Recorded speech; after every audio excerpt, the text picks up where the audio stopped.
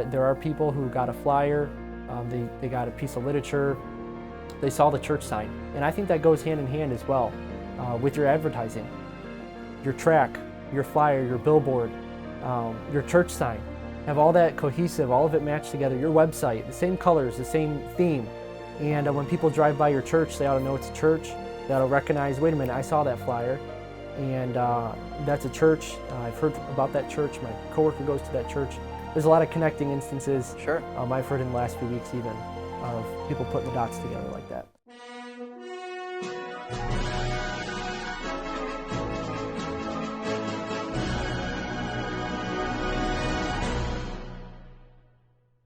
Welcome to another edition of Maverick University. I'm your host, David Hallberg. Joining me today is Brother Josh Swarga.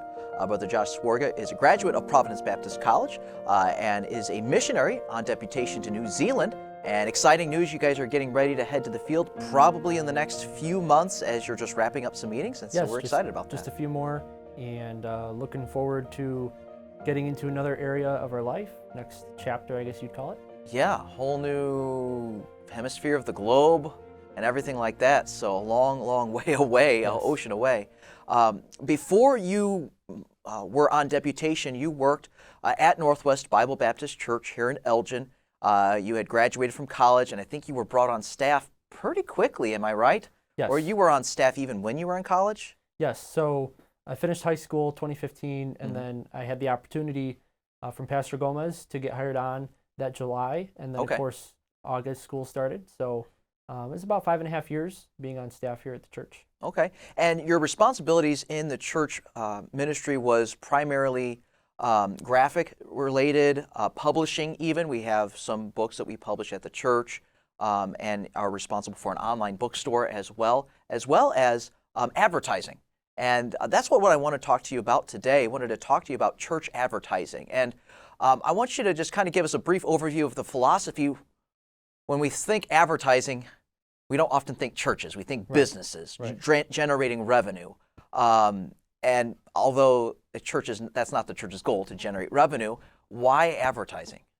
So we were talking just a minute ago about soul winning and the contrast there. And having looked at many churches in our area that you would not identify as one of us, right? It's I guess you call it a mega church. We do want to draw that line because those churches are about the money, they are about the marketing. And for us, it is much different. Our main approach, our philosophy is through soul winning, confrontational soul winning. And so you have advertising, which would be through digital means, through your physical means, even down to your tracts and your flyers, billboards, different things like that we'll talk about. And the main difference is, of course, following Christ's command, the Great Commission, going forth. That's true. But the personal contact. And it's very powerful to have someone face-to-face confronting you about the gospel. And we know that the power is in the Word of God, and of course we find that in literature, in the advertising, but I think that face-to-face contact, you talk to most people in our church here, and there are some that came through a flyer, came through a track, but the majority, I believe, would testify they came through personal confrontation of the gospel or an invitation to church one-on-one. Yeah, certainly.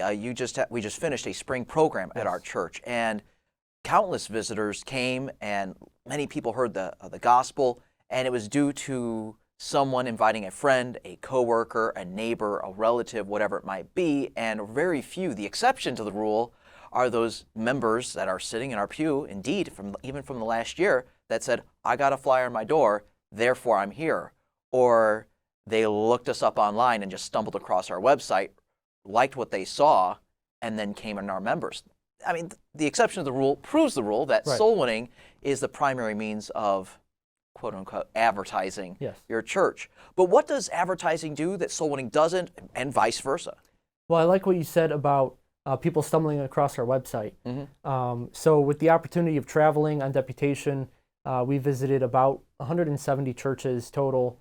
And on top of that, having been on staff at the church, having gone through quite literally thousands of church websites with a project we had, I had the opportunity to look at church websites, to analyze them, I guess you'd call it, to figure out where churches line up and when you have a church website, you are trying to let people find you. And so the door-to-door soul winning, the outreach that the people have of the church, you're going out and you're finding people. Sure. You're spreading the net. And a website simply allows people to find you.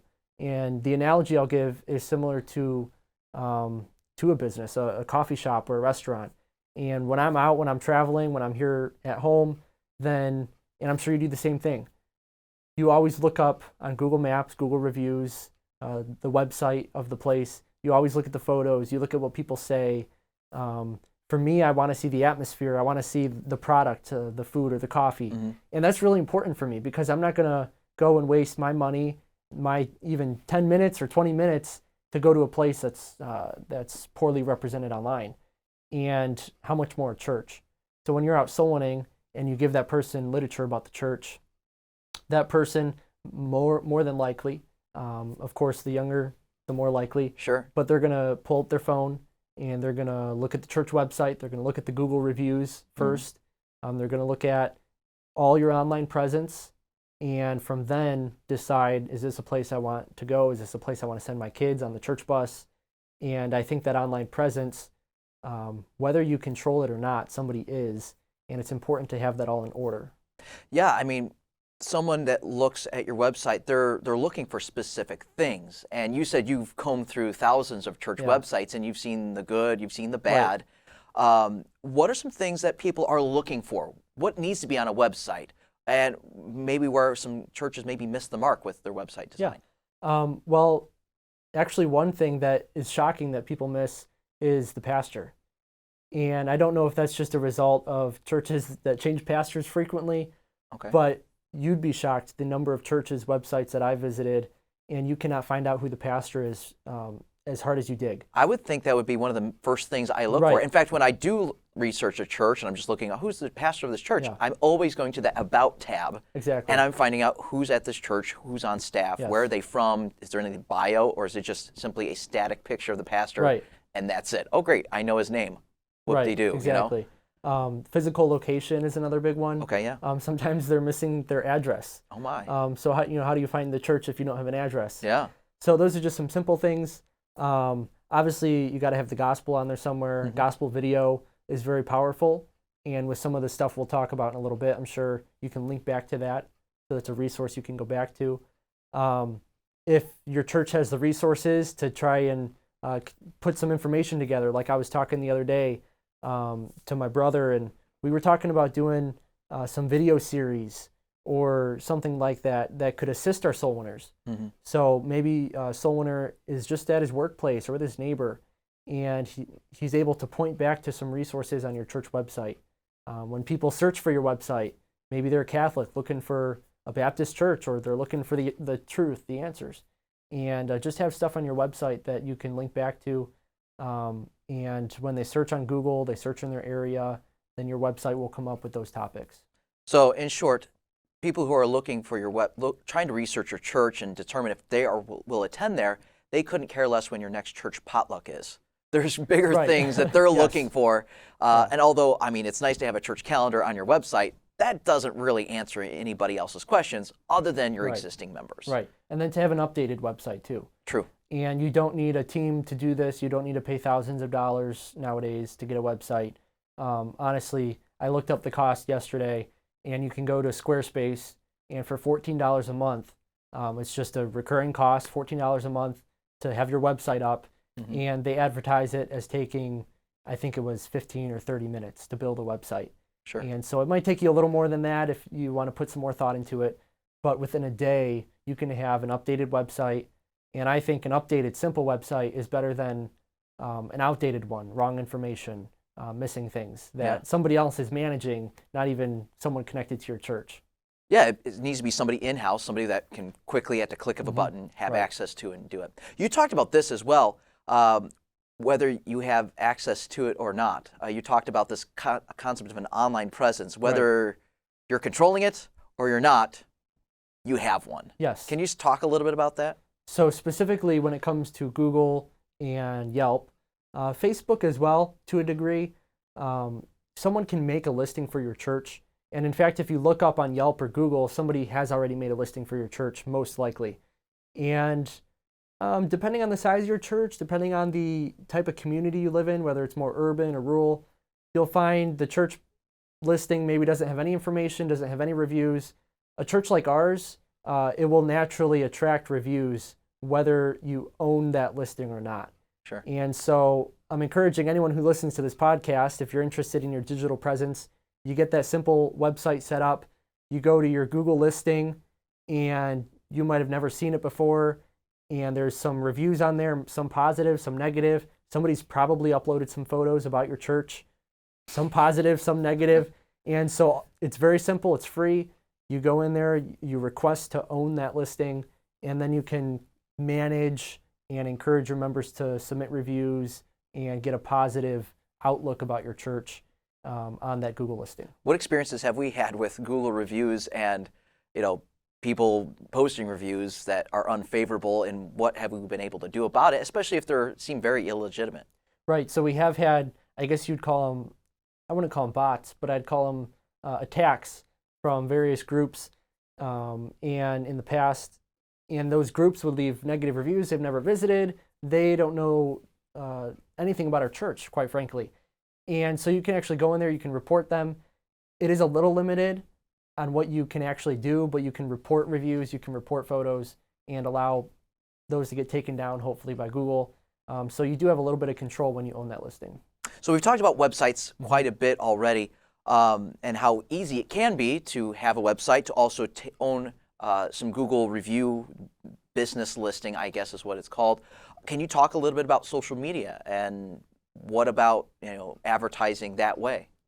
So in my opinion, the only social medias that are worth using for a church at this point in this year would be Facebook, and then I would say Instagram as well. Okay. So we had tried several others, nothing really worked out. And then there's a church that is actually one of our supporting churches down south, and they have an Instagram page, which was kind of new for me to see a church with an Instagram page. But they're putting out content all the time. And my wife, not a member of that church, but my wife has shown me stuff all the time that their church is involved in, outreaches, big day results, just different things that are exciting. Yeah. And the church has a ton of followers, and they just generate a lot of excitement about their church. And so what is that doing? That's establishing validity with your church. Mm-hmm. So when you post on Facebook and Instagram, someone can scroll through, see a lot of stuff from the past. And then also it opens up opportunities to advertise. There's local groups like the Elgin Facebook page, different things like that. And you can go in that group, you can post events in that group and attract interest that way. You can pay for advertisements. It's not very expensive. I've heard testimony from other pastors of paying for advertisements, spending $100 for an Easter Sunday or something like that. This one guy had 20 visitors from a $100 advertisement on Facebook. Are you kidding me? And so, wow. That's an anomaly, right? That's an exception. Sure. That was exceptional. But obviously, there can be room for improvement there. Just with a little bit of money, spending in some of those things, targeting it just right. You can hit your area. You can hit people that are interested in Christianity even, or Baptist churches. Mm-hmm. You can really get fine-grained with that advertising. You can complain all you want about social media and censoring and this, that, and the other, but when you can pay them, it seems they're a business. Right. They want to make money, and they're willing to advertise for you if you're willing to pay them just a measly $100. Wow, it's incredible. I know that we've done that here at Providence Baptist College. We have a craft and bake sale that we do, and every last few years we've been putting a little bit of money in a Facebook ad campaign, and you can localize it, right? You can pick the geography, and so it's not just going all over the world. You're just hitting the people that you want to hit. Right. Let's talk a little bit about Google Ads is another thing as well. It's not necessarily social media related, but talk a little bit about Google There's Ads. Actually 2 churches in our area that I've seen advertisements for recently on Google and even on Facebook. But it'll show at the top of the search results. You can, and I don't want to get too into the weeds, this does take some time to research. There's got to be someone in your church that maybe has a desire for technology. They're interested in that, and they would be willing to search it out, because I do believe there's a lot of potential in it. But you can even get to the point where someone searches for eternal life or how do I get to heaven, And if they're in your area, your church pops up, and let's say that web page with that gospel video from your church is the first thing they see on Google. And so there's a lot of proof that I've seen that that works. There's organizations, once again, we wouldn't identify with, they're more evangelical, but they do the same thing. And they get a lot of hits on their website. You can see that publicly because they've paid for the highest listing for eternal life. And so I think there's also a lot of work to be done in that area with Google Ads. Just paying a little bit of money, getting your name at the top for when people search for church, search for heaven. So you could just simply do, you choose what word the consumer or the person doing the Google search, let's say the word is Jesus. Right. And you could say, if somebody types Jesus into Google, in my region, I want to be their result. Yes. Wow, Yeah. that's incredible. The cost simply depends on how many other people are paying for that search. Okay. So if you have a company with a ton of money that is paying to be the top result for Jesus, you're going to be bumped down a few notches. So it always goes to the highest bidder. Exactly. And you don't really know how much you're going to pay for that search until you actually research it. We did some things with our camp. I also tested some things with the college. Okay. And Baptist camp is a very rare thing for people to be paying for Google Ads for. Okay. So it was easy to be at the top for that one. I'd imagine something like eternal life would require more money. But once again, getting into the weeds on just potential of what's out there. Well, that's pretty neat. Yeah. So on a day-to-day basis, when you were working at our, for Northwest Bible Baptist Church, you were, updating websites. Mm-hmm. You were doing research on, advertisements, owning a Google, business and things like that. But also we got the print side of things as well. And maybe we'll have to save some of this topic, for another episode. But what's the difference between the information that you're presenting out there in digital form versus the stuff you're trying to put in print? And what are some ideas of things that you can put in print? Obviously, my mind immediately goes to the church tract, but obviously that is only the beginning, and there's so many other options for print media out there that a church can use. Any thoughts? Yes. So with digital, you are, like I mentioned, allowing people to find you. Mm-hmm. With print, you are going out, you're finding people, and you're just simply getting the word out as much as you can. You're doing a blast, I guess you could call it. Mm-hmm. And so you have the tracts, you have flyers. One thing I do want to mention for sure is called EDDM, and that's every door direct mail. This is something the USPS offers, and it's very affordable. There's actually an organization, church down in Florida, that has been putting together something called the Mordecai Method. Okay. And if you just Google Mordecai Method, you can find it. The church is putting it on. Our church is looking to do it here. And for 18 to 25 cents a piece, you can mail a gospel flyer to each home for that cost, 18 to 25 cents, depending on your area. And so you can blast an area 30,000 doors pretty efficiently. And I know we compared that to placing a track in each door, and very similar. It's not that face-to-face contact, it's not as good, but I'd say it's better than nothing. In New Zealand, we're looking to do John and Romans. That's about 1.3 million John and Romans. And we're going to mail that to every house. And that's literally getting the gospel to every creature that we can in New Zealand. And so, yes, we're going to have the soul winning, we're going to have the preaching, the outreach, public ministry. But to be able to get the gospel out to every door, the USPS has given us the availability to do that through this EDDM, Mordecai Method, as one church calls it. And that's going to be a good starting point, I think, to be able to get gospel out. Also literature, billboards can be effective as well. Tracts, of course, like you mentioned, just some different avenues, different methods to get the physical print out into the community. Well, yeah, that direct mail that you were talking about, it's almost kind of like a website where you're just sending it out to everybody. Right. And in a way, you are searching for people, but that may be just the thing they need to look you up on your website and drive people to a point where they start looking for you instead of the other way around. Yeah. And so talk to us a little bit about maybe are there some specific instances or stories of people who have received some print media in their door and are in church because of it? What were their circumstances? Sure. Well, let me give you one that's close to home for me. We met a man about 30 years old from New Zealand. We met him in Salt Lake City last year. Okay. And he trusted Christ. He first heard the gospel in an atheist home. He was on a school bus and found a gospel tract on his seat and read that gospel tract, went and purchased a Bible, and got saved reading his Bible. Wow. And couldn't find a church till he came to America for college. So there's just one example close to home, somebody finding print media and being intrigued by it, researching further, and of course getting saved as a result. And you find that in our church here, across the board. Not as many as would be from in person, but there are people who got a flyer, they got a piece of literature, they saw the church sign. There was a guy driving by the church during missions conference. Yeah. And he saw the church parking lot full, he saw the sign, wondering what was going on. And I think that goes hand in hand as well with your advertising. Your track, your flyer, your billboard, your church sign. Have all that cohesive, all of it matched together. Your website, the same colors, the same theme.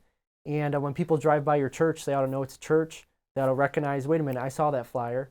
And that's a church. I've heard about that church. My coworker goes to that church. There's a lot of connecting instances. Sure. I've heard in the last few weeks even of people putting the dots together like that.